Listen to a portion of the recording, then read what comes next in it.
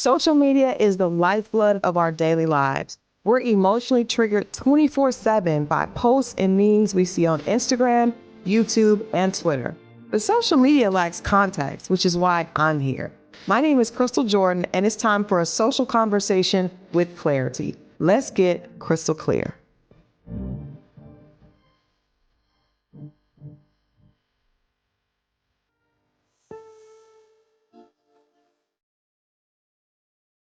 Hello and welcome to another edition of Let's Get Crystal Clear. You all know our goal here is to take social media conversations that are trending and add a little context to them.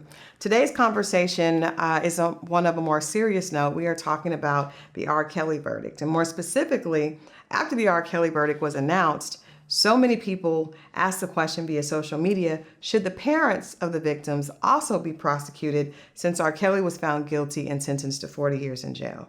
Today's guest is Dr. Tiana Praylow. Dr. Praylow has dual degrees from both Duke University School of Medicine and University of North Carolina at Chapel Hill. Dr. Praylow is the founder of REST, a telepsychiatric and consulting agency that cultivates rested minds through clinical excellence, caregiver education, and community empowerment.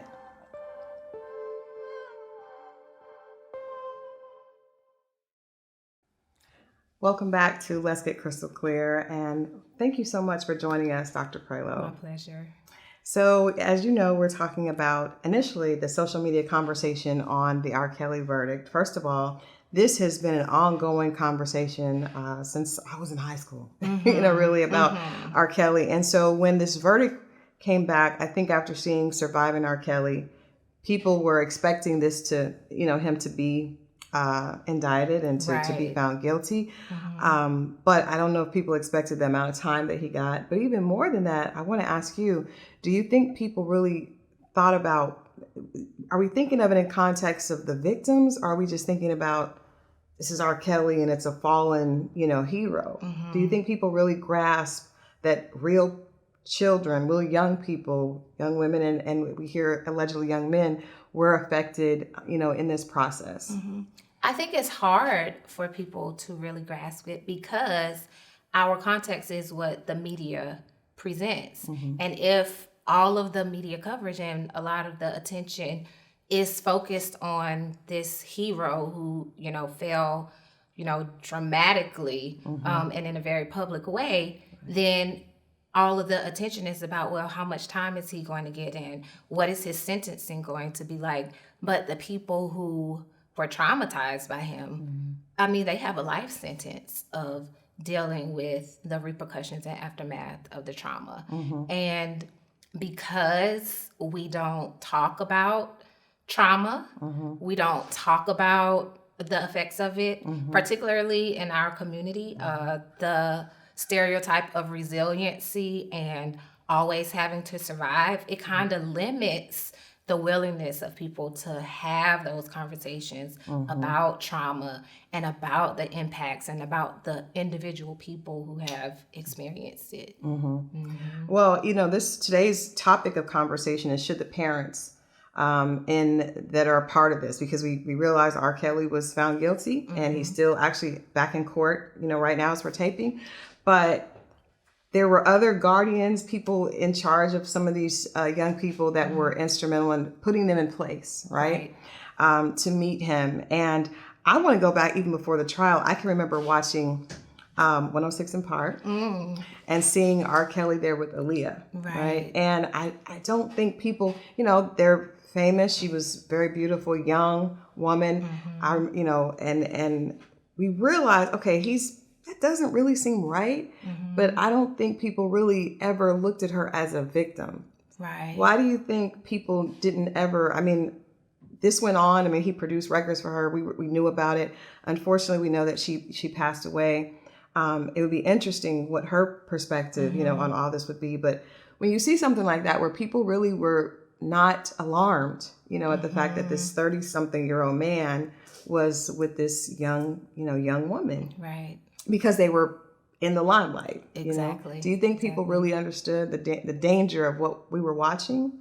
No, I don't. And I think in our society, we are very permissive to people who are in power. So we give powerful people or people that we look up to or admire a license that we don't give other people. And because it has been perpetuated for so long, we kind of just accept it as is, and we give a pass to people who are on the pedestal.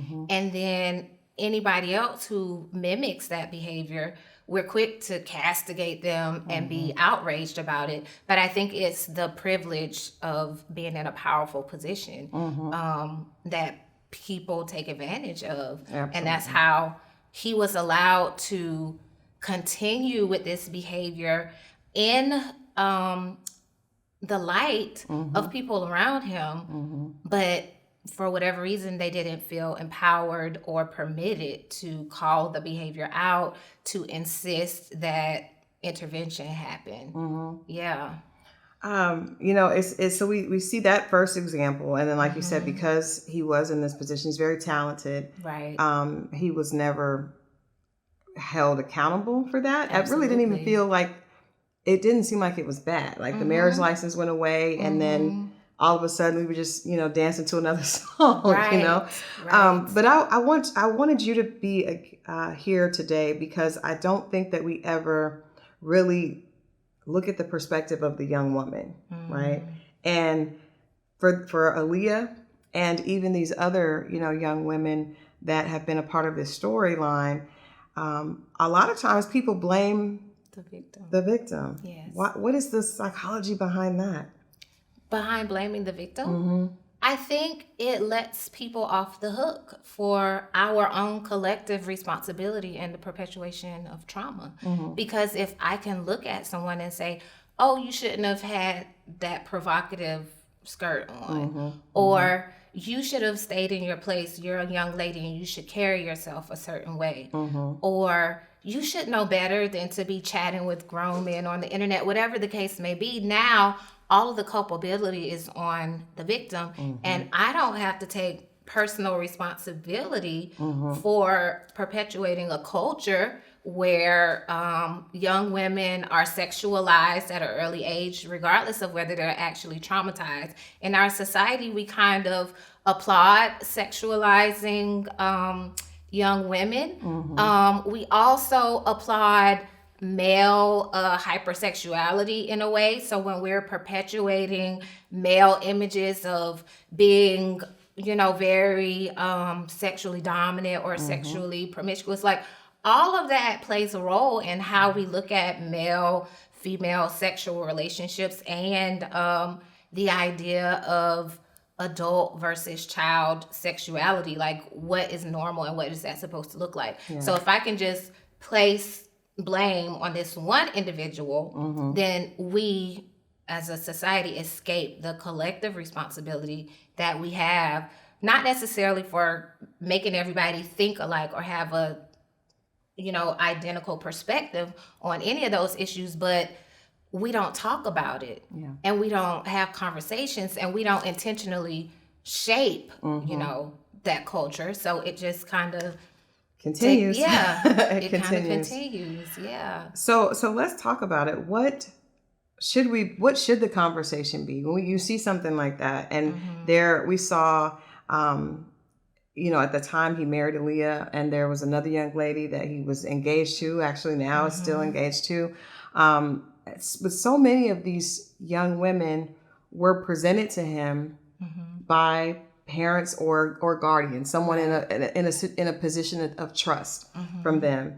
Where is the danger in that? Because a lot of times young women are even groomed to, he's, you got to be, look pretty, or you got to be this way to be enticing. And that seems to be setting young women up to be taken advantage of.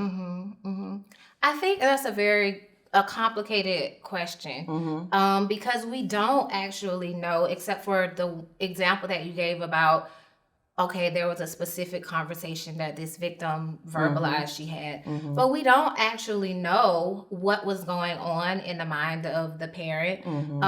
If you can think about it, who's in power and who's not. Mm-hmm. And so if I'm a parent and I want my kid to be successful and I know my kid has talent and I'm being told these are the rules of engagement, this is what everybody who has been successful before you has done. And I don't know how much they knew about his predatory behavior. I can't say that they knew because it may have been well known in some circles, but he was keeping this to some degree a secret from the general public. And so as a parent, I might not even be really all that into R&B and hip hop culture and, be aware of what's going on. Yeah. So that's the first thing, like, how much did they know? And as a parent who just wants the best for their kid, if somebody is telling me this guy helps young ladies, live out their dreams. Right. Like, you kind of feel like as a parent, you have to take a chance and let your kid reach for the success that they've been talking about their whole entire lives. Right. And so the other piece is, if we're saying that we want to hold the parents responsible, what does that even look like, and what is the goal? Like, what is the outcome that we are wanting to see? Because at the end of the day, if this is about the young ladies and if this is about the victims, then are we seeking punishment just to perpetuate the fact that, okay, somebody has to pay now that it's out in the open? Let's just find as many people as we can to blame and hold responsible. Which accountability is important. However, if the goal is just to say, okay, we got the bad people, how does that facilitate healing for the young ladies? Like, is there a scenario in which the parent and the young lady have to sit down? Because that's really who the parents are most accountable to. If the parent is in some way responsible for what happened to that kid, the person that they owe the most in terms of redemption, reconciliation, making it right, is their daughter or their child, and not me. Like, it doesn't really matter if they redeem themselves in my image or pay enough from my perspective. They have to help their daughter heal. Right. And the other thing that I think that we're not thinking about is the fact that now that this has happened, the parents are also victims too, because they lost their child. Their daughter is still alive. They may have a relationship with them, but the daughter that they knew before the trauma and the daughter that they have after the trauma is a dramatically different person. And we don't know, how much guilt the parent is already carrying around and, punishing themselves for, I should have known, I should have seen, second guessing and questioning every decision that they made along the way. So I've worked with parents of children who have been sexually traumatized. And it tears the entire family apart. Yeah. They are experiencing depression, anxiety, substance use, all manner of mental health crises as a result of what has been done to their child. So I think the question is not who should be punished, but is how do we help everybody heal? Yeah. I think that's a more productive question that we should be. Yeah. Well, these are hard conversations. Absolutely. And the answers are not, like I said, it's complicated. Yeah. I would be remiss if I did not say, we during this trial, it came out that R. Kelly himself, had been abused as a child, had been sexually abused as a child, and some of his siblings as well. And I'm not gonna lie, it made me have more empathy towards him because we know the statistics say that a lot of children that are abused go on to do the same thing. Right.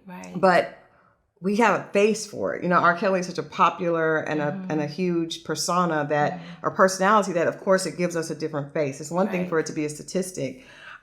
So I just want you to kind of share with us why is that? Because people will say, well, he still knew better, or people know better. And I know we have right from wrong. But when a child especially does experience sexual trauma at a very, very young age, which he did, why is that behavior so likely to show up again and them basically becoming a predator and creating new victims? Right. How does that work? I think it's really complicated, but a simple kind of phrase that we use a lot in the psychology world is that hurt people hurt people. Mm-hmm. And why is that? Because the brain changes as a result of trauma. Mm-hmm. So everything from your cognition, the way that you see yourself, the way that you see the world around you, the way that you relate to other people, the level of sex hormones that are elevating at different times, all of that changes as a result of being traumatized. And the traumatic experience, the meaning that we give to it, is really kind of what shapes the after effects of it. Mm-hmm. So if I've been sexually traumatized and I come away from that experience feeling that sex is a tool for dominating and exercising power, Mm-hmm. and I walk away feeling that I'm the powerless one, Mm-hmm. now when I have an opportunity To have power, I've already encoded in my brain from the meaning that I gave to my past trauma mm-hmm. that sex is a tool for power. Wow. And, just thinking about being able to control certain impulses, Mm-hmm. that requires a lot of frontal lobe reasoning, rationality, sort of not giving in to impulses. Mm-hmm. And that system gets damaged as a result of trauma because our primitive defense mechanisms are heightened. Our fight or flight response, our sort of natural drives are elevated as a result of trauma because we are now transitioned into chronic survival mode. And so if I'm operating in chronic survival mode and my primitive drives are running the show, I'm less likely to be able to stop and think about the consequences of my choices. I'm less likely to see another human being and be empathetic and think about the impact of my behavior on them. Wow. And so I think that if you never heal, and if you never go back and rewrite the story that the trauma encoded in your brain, then you will live from that place of brokenness, and you'll pass that brokenness on and on and on. And that's why it's so important for young people to be introduced to mental health treatment, shortly after the trauma, so that it doesn't feel so scary. I'm a grown man here, having all these urges, and I don't want people to think I'm crazy or weird or I don't want to face that. So I'm just going to keep living out of this pain. So it doesn't exonerate him because he had many, many opportunities along the way to reach out and seek the healing so that he didn't perpetuate the pain that was passed on to him from someone who likely was also had the same victimized or traumatized in some way. Yeah. I literally was not thinking of that perspective when I asked you to come. I really wanted to talk about, the parents and the victims, but listening to this, it reaffirms even more that he also was a victim. What you just said earlier about the parents, you spoke with a lot of grace about, this is not necessarily about a blame, it's about healing. Just in your opinion, do you think that this type of conversation, because I didn't watch the entire trial, I have a good friend that was a reporter that gave us blow by blow, but do you think that we're speaking about the R. Kelly trial, but we know that there are trials held all the time with predators and victims that are children. Should the predator's past be brought into their trial so that the judge and the jury are able to see what created, a lot of people would call them a monster, but what created that? Absolutely. I mean, if you think about that in even a broader context, like the majority of people who are on death row were in the foster care system. So that tells you that if a person has the appropriate nurturing, the appropriate resources and tools, that their likelihood of turning out to be someone who contributes in a positive way to society goes way up. And the people who were neglected, who were mistreated, who were forgotten about, those are the people who end up being a menace to our society. And I want to emphasize that does not mean that we shouldn't hold them responsible for those behaviors. But if we want to be a better society, I think we do need to have conversations about how did this person get to where they are now? Yeah. Because then, okay, we're going to give them their sentencing. We're going to place them away from society so that they can't continue to hurt other people. But we're also going to invite them into a conversation about how do I heal so that they can actually have an opportunity for redemption. Right. Because with the punishment, we're saying we don't co-sign on your behavior as a society and you have to be held responsible. But as we're asking them to take that responsibility, I think we should also be offering them an opportunity for redemption. Because if we don't, he could stay in prison for however long he's going to stay, whatever his sentence is. We can make him, register as a sex offender and not let him live certain places. But the likelihood that he will perpetrate again, if he doesn't get the appropriate help, is high. It's very high. High. I mean, that's obvious in this case because, Yeah. Years ago when this tape came out with this 14-year-old, Absolutely. Obviously, he was under the gun. There wasn't enough evidence because the young lady didn't want to come forward. Right. So obviously there was an opportunity at that point to say something happened that was wrong. Yes. You might not have got a sentence, but you have to, this is what's needed. Because if that had happened, then maybe some of these other young ladies that have become victims since that time would not have been victims. Absolutely. So I definitely agree with what you have to say.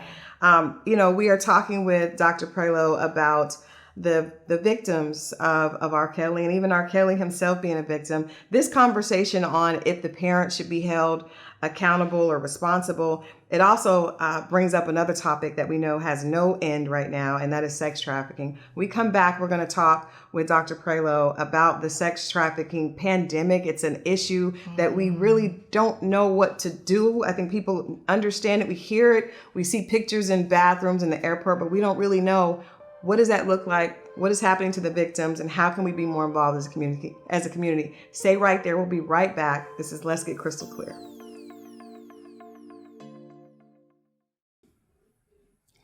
All right, welcome back to Let's Get Crystal Clear. If you're just joining us, we're talking with Dr. Praylow about the topic for today, which is should the parents in the R. Kelly verdict be prosecuted as well? And in that, we've been chatting with Dr. Praylow about what it means to be a victim and what that looks like. Before we move on into sex trafficking, which I want to talk about because this topic definitely spills right over into that, right? It's interesting that in the R. Kelly case, R. Kelly was able to do this for definitely 2 decades, maybe a little bit more. And he was a very high public profile figure. A lot of people around him interact with a lot of people. I mean, I've been at events with him and other, celebrities and superstars, and people did know what was going on. Right. So I want to ask you, why do you think in our culture that there's so many people that turned a blind eye or maybe even were okay with his behavior? And because I just can't imagine someone being able to operate at that level and be in that light for so long without there being compliance with other people and other people around them that were equally as famous being complicit. Right. I think there's probably a lot of reasons. So if, R. Kelly is responsible for you being able to have the position that you're in, if his success is linked to you sustaining your lifestyle and your livelihood, then it's going to take a whole lot more courage for you to speak out and say something to him, because a lot of times people in those positions of power, if they don't like what you're saying, they'll just replace you with someone else. Right. So I think that's part of it. I imagine that R. Kelly is the one who is being spotlighted, and his behavior got so egregious that it came on the radar and people noticed.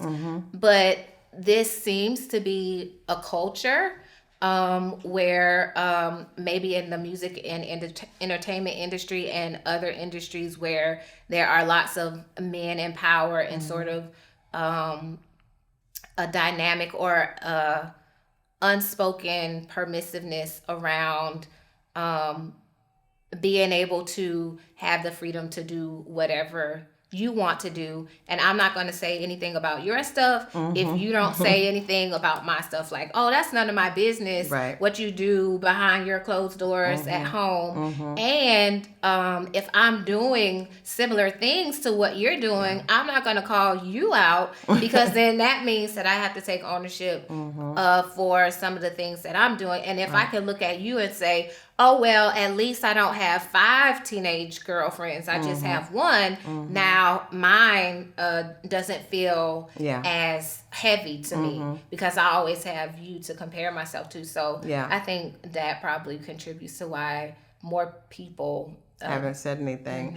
I think it's interesting to note that John Legend was one of the few Black men in the limelight that did come out and say that was wrong. There's so many other people who did not want anything to do with that. And, you know, like I said, we can't speculate on why, but there's definitely an issue. Absolutely. And, you know, that brings us to sex trafficking, because I've always been in the mindset that this, at the rate that it is happening, it could not be happening unless there were so many more people than we know that are part of it and are okay with it. Not just okay with it, that want to be a part of it behind closed doors. I don't know all the statistics, but what I do know is consistently, especially here in Atlanta, because we're a travel hub for so many places, the rate that young people are being sex trafficked is alarming. And again, and the rings are elaborate with the cooperation of so many adults and so many other young children being pulled in and used as bait to pull in other young people.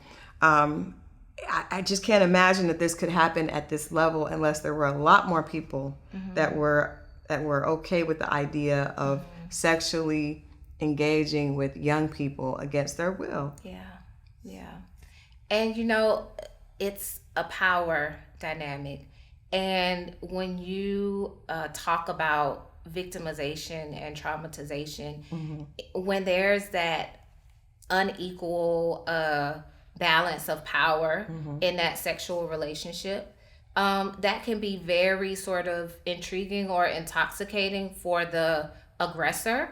And it sort of shapes the way that the victim then experiences intimacy in the future. But I think what's so alluring about it for a lot of people who are involved in it is that, again, if I'm feeling powerless in every other domain of my life, but now I have this opportunity to experience a sense of powerfulness and being able to dominate someone else, that can be very addicting and intoxicating.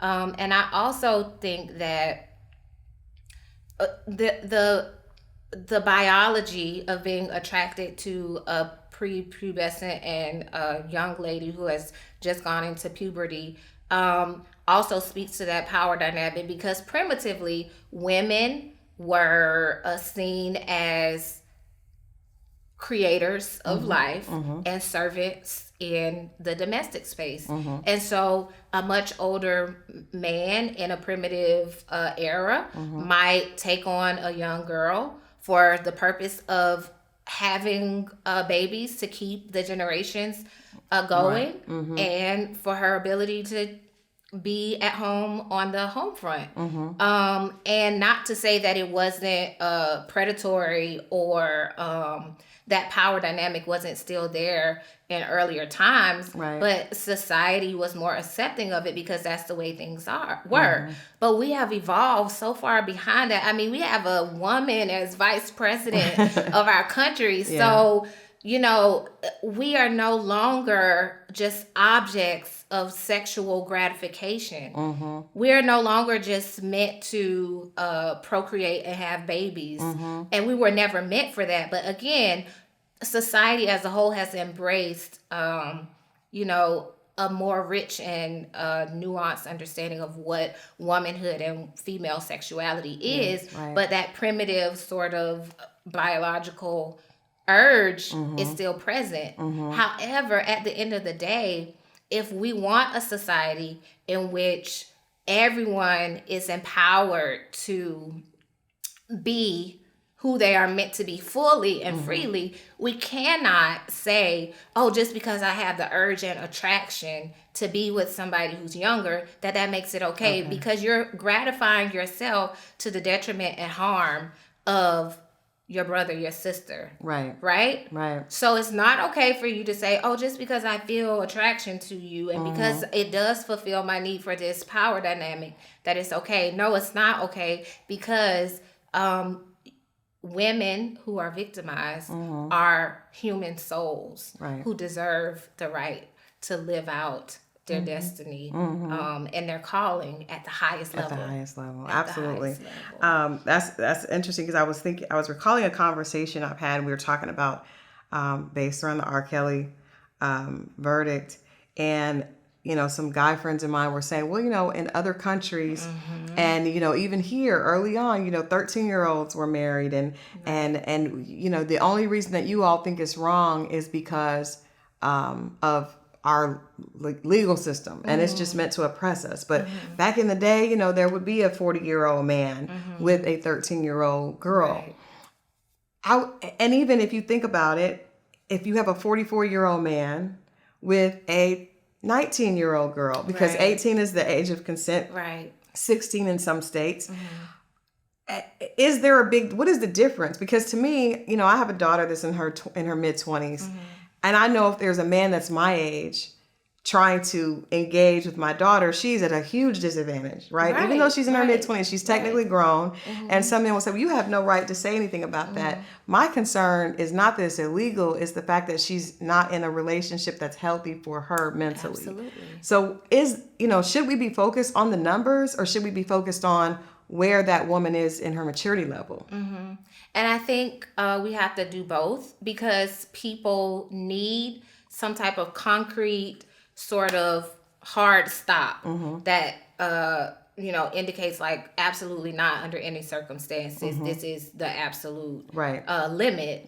So I do think it's important for us to be talking about age. However, I think that if we have more conversations like this, what's glaringly obvious is that a 18-year-old, just because yesterday she was 17 and now she's 18, doesn't mean that she's physiologically or psychologically safe in a relationship with a much older man. And the other way around, a 17 or 18-year-old young man, that doesn't mean that he is any more physiologically or psychologically safe to be in a relationship with an older woman, because again, that power dynamic is what shifts the experience for the person who is being victimized. I'm glad you brought that up, because we don't look at that the same either. I know so many times it's a 14-year-old boy and he thinks it's cool that he's, had an experience with a much older woman. And it's like, that's still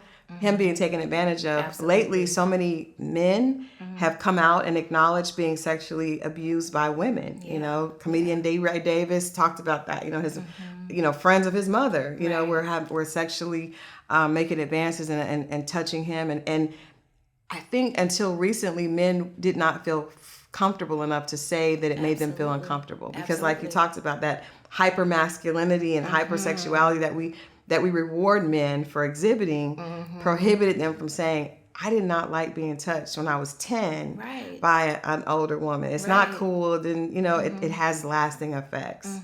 So I appreciate you bringing up that point, because it's not just about men or women. It's just whoever is in control and someone that is not yet developed can't make those decisions. Absolutely. Dr. Praylow, I want you to talk a little bit about, because again, we talk a lot about the idea, like the word sex trafficking. We, there's pictures up, you see them, But I've even been in a room with young ladies that we were, talking to and trying to help. I don't think we really know what to say or what to do or how to help. Once a victim of sex trafficking has been rescued and is placed in a home or gone back to her parents, what is the process for what does that look like? Because I think it's uncomfortable for us because we just don't know what to do. Right. We think everything, okay, it's better now. You're back home. Now you can move forward. Yes. And I too have worked with young ladies who have experienced that. And I think the most shocking thing for me, which I guess in my naivety, I felt like once you rescue someone from that situation, that they want to be rescued and they want to be in safety. But, Stockholm Syndrome, in which the victim is now identifying with the aggressor and feels like this is okay and the new normal, is really, really a huge thing. And I think that's also part of why R. Kelly was able to successfully keep so many women sort of in his fold because of this psychological narrative that sort of develops. So the first thing is to kind of be prepared for the person that you're rescuing not to recognize that they need rescue. Because we have had to chase them down and go get them, and they will end up in a foster home, and then they're running away, going back to the predator. And the response to that oftentimes is shock and anger, like, I'm trying to help you, and don't you understand? You're putting yourself at risk. And cognitively, they do understand, but psychologically, there is a trauma bond that develops between the perpetrator and the victim. And so how do you break those trauma bonds, and how do you help them to unpack everything? I think the only way that we help them heal is by helping them to paint a picture of the future, because the past is just so nasty and terrifying and horrifying. And a lot of times we want to try to process the past, especially when they first come out.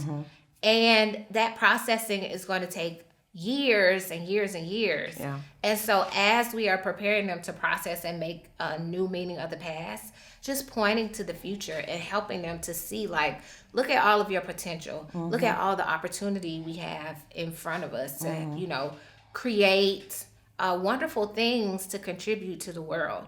And then really focusing on the physical as well as the psychological, because a lot of times people may not be ready to psychologically process trauma, but there's a book called The Body Keeps the Score, and it talks about the fact that our physiology carries the memory of that trauma. And so beginning the healing process by teaching them how to pay attention to cues in their body, and how to create safety inside of their body, noticing elevations in the heart rate, or how your breathing is changing, or how your muscles are tensing up, and teaching them to be in control of those processes. Biofeedback is a really great therapy that teaches people how to control those processes.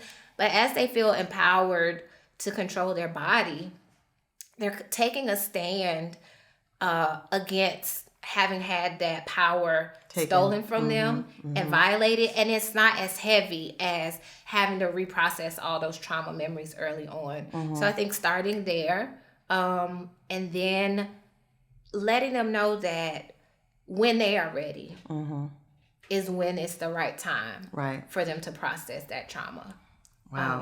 Because a lot of people will say, like, you need to talk about it. You need to get this out. You're not going to get better until, and try to sort of like rush the process of the, the cognitive and the verbal processing of it. But just saying, like, I'm here. I'll sit with you. I'll cry with you. I will be silent with you. Whatever you need, I'm here. And just the healing power of presence and a positive relationship, I think we underestimate because we want to fix it. We want to do something. Especially as a parent. I know anything happens to my kid, I want to fix it immediately. Why is sexual trauma? You made a statement earlier. You said that, once it happens to a young person, that they're not the same. You're not dealing with the same child before they were a victim. Even in the R. Kelly situation, we see so many of those girls fighting to get back to him, fighting to defend him. What is it about sexual abuse or sexual trauma at an early age that really does make such a huge change in a young person? I think just because of the degree of physical trauma that takes place. So you're thinking about the change in the release of sex hormones, of pleasure hormones, because I'm experiencing something traumatic, but in moments I may be experiencing pleasure at the same time. And how difficult is it to like navigate the idea that I didn't want this to happen to me, but it was feeling good. Yeah. And the physical trauma to the body, as well as the psychological, because someone who is sexually traumatizing another person is, I would say, 99% of the time also emotionally victimizing them, because there's a grooming process that happens. There is the threat of what happens if you tell. Nobody's gonna want you after I'm done with you. All of those lies get encoded into the brain. So now you're carrying around the physical confusion and disruption of a normal developmental process, along with all of the emotional and psychological trauma that's absolutely perpetuated when that happens. Yeah. Dr. Praylow, I know we are just about out of time, but we're always trying to be solutions driven here. So for those of us that see this and hear about it, and want to help, but don't really know how to, what can we do to be more involved and more proactive with sex trafficking? And just, understanding. I've talked to young girls that have said, my mother took me to a video shoot where I was, sexually abused by someone. I don't know that we really, some people, some adults may not even understand the severity of what that does. So what can we start to do to push this into a different direction? And how can we help, present victims of sex trafficking and keep others from becoming future victims? Right. I think there's a couple of things. If you see something, say something, right? Because the culture of silence is what perpetuates it. And if something raises your eyebrow or your spidey senses go off, say something. And you might risk being wrong, or you might risk people not liking you or being upset with you, but you also are potentially saving someone's life. Having conversations in family settings, or places where we gather together about, so we're having this conversation about R. Kelly, and it's a great opportunity as these conversations are happening. You get to interject into the narrative a perspective that doesn't just focus on the gory details of what happened and sort of the gossipy elements of it, but like, what is the real takeaway? Right. What is the lesson that we can collectively learn? And then actively getting involved and supporting agencies that are doing this type of work, supporting community mental health centers, supporting places that serve sexual trauma victims, and actively volunteering. There's so much that we can do, and a lot of times we don't do it because we say we don't know what to do. But being open when those opportunities arise to really get involved, if more of us do that, I definitely think we can make a difference. Absolutely. Well, I thank you so much for being here. Thank you for the conversation. Like you said, definitely, it's not about the salacious content that happened in the R. Kelly trial. It really needs to be more shifted to the victims that were a part of that trial, and then also the victims that we know are out there that need our help. So thank you so much, Dr. Praylow. Thank you for having me. It's been a pleasure. Of course. Stay right there. We're coming back with more Let's Get Crystal Clear.